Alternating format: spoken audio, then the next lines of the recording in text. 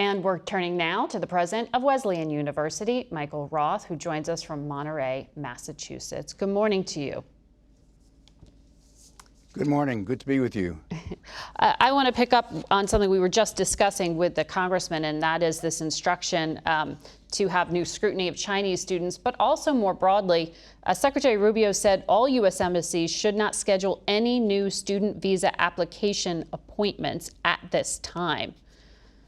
About 14% of your students are international. Are you concerned they won't be able to come back to school in September? I'm very concerned, not only about Wesleyan, but about higher education in the United States.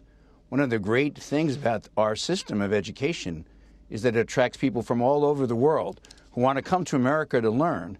And while they're here learning, they learn about our country, our values, our freedoms. And this is really an act of intimidation to scare schools into towing the line of the current administration. It really has nothing to do with national security or with anti-Semitism. This heightened scrutiny is meant to instill fear on college campuses, and I'm afraid it is working.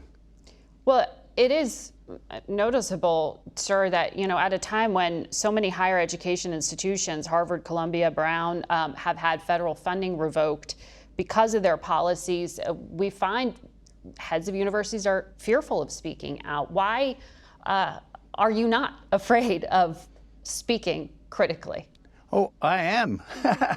I'm afraid too, but I just find it extraordinary that Americans are afraid to speak out, especially people who, run colleges, universities. Why? This is a free country. I've been saying it my whole life. I used to tell my parents that when I didn't want to do something, I would say, it's a free country. And this idea that we're supposed to actually conform to the ideologies in the White House, it's not just bad for Harvard or for Wesleyan. It's bad for the whole country because journalists are being intimidated, law firms are being intimidated, churches, synagogues, and mosques will be next. We have to defend our freedoms. And when we bring international students here, what they experience is what it's like to live in a free country. And we can't let the president change the atmosphere so that people come here and are afraid to speak out. But there are also some specific criticisms being lodged by members of the administration. Do you think that higher education has become too dependent on federal funding, for example, or money from foreign donors? Are there legitimate criticisms?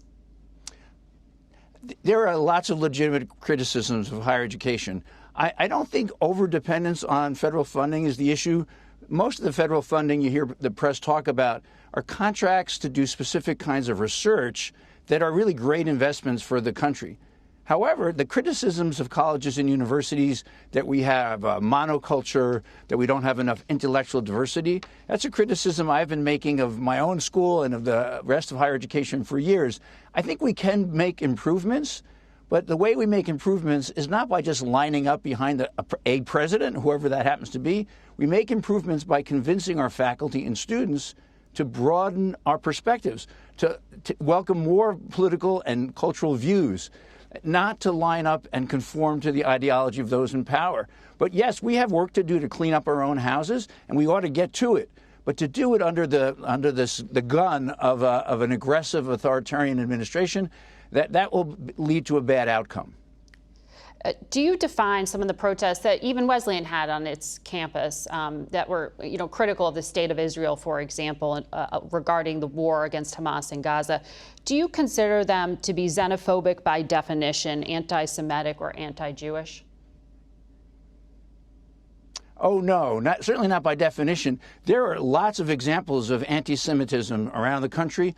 Some of them on college campuses. They're reprehensible.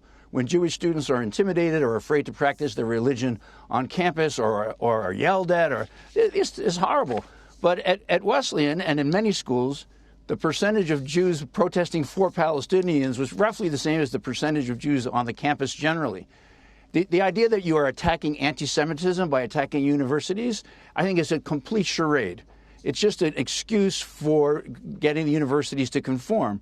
We need to stamp out anti-Semitism. Those two young people just murdered because they were Jewish in Washington. That's a great example of how violence breeds violence. But the attack on universities is not an attempt to defend Jews. On the contrary, I think more Jews will be hurt by these attacks than helped. President Roth, thank you for your time this morning.